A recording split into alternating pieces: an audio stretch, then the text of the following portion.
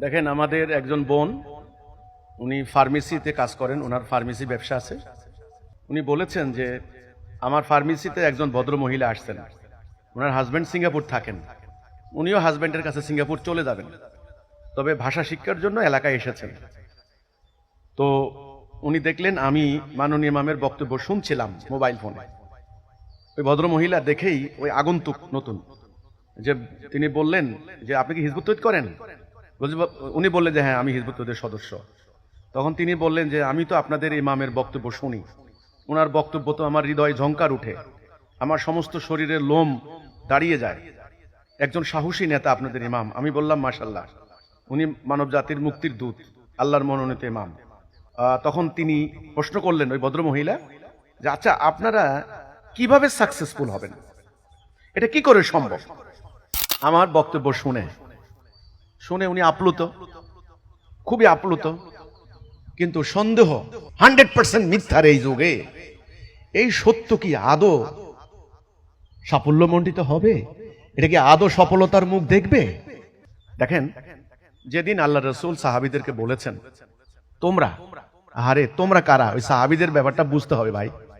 পেটে ভাত নাই, গায়ে কাপড় নাই, লেখাপড়া জানে না।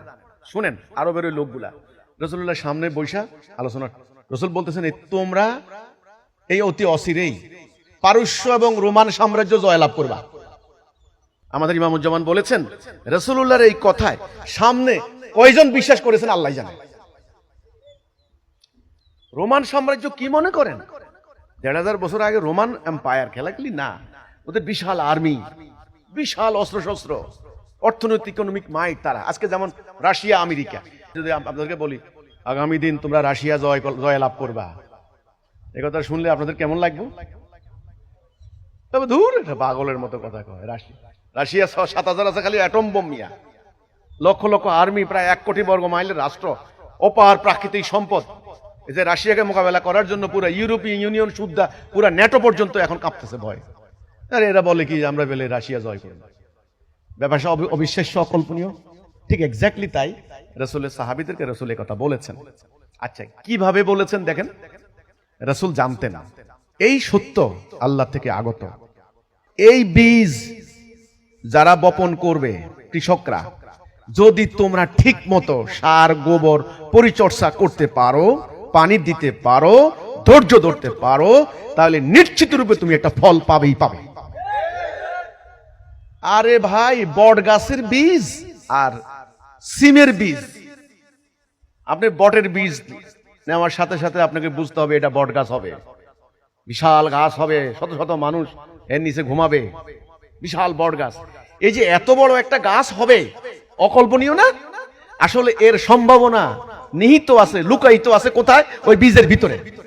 আর যখন আপনি সিমের বীজ নেবেন, আপনি বুঝে ফেলাবেন এটা সিম গাছ হবে, লতা হবে কিছু, আরেকটা গাছের সঙ্গে জড়াই আসে বড় হবে, কিছুদিন পরে সিম কয়টা দিয়ে আবার শুকনা মরে যাবো।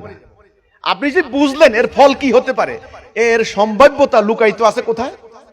বীজের ভিতরে। কথাটা বুঝতে পারতেছি কিনা না বুঝেন নাই? এখন আপনি কোন রাস্তায় আসছেন, আপনি যেটা ধারণ করছেন এটা কতখানি হতে পারে, এটা কতখানি সত্য, এটা আগে বুঝে নেন, তারপরে পরিচর্যা পরে করেন। রাসূলুল্লাহ সাল্লাল্লাহু আলাইহি ওয়াসাল্লাম এই কথা বলেছেন, কয়জন বিশ্বাস করছে জানি না। আজকে তেমনি হিজবুত তাওহীদ দিয়ে সারা পৃথিবীতে আল্লাহর সত্য দিন প্রতিষ্ঠা হবে। এটা একটা মহান মুজিজার মাধ্যমে আল্লাহ জানিয়ে দিয়েছেন। আমি জানি না এই কথাটা কয়জনে বিশ্বাস করছে।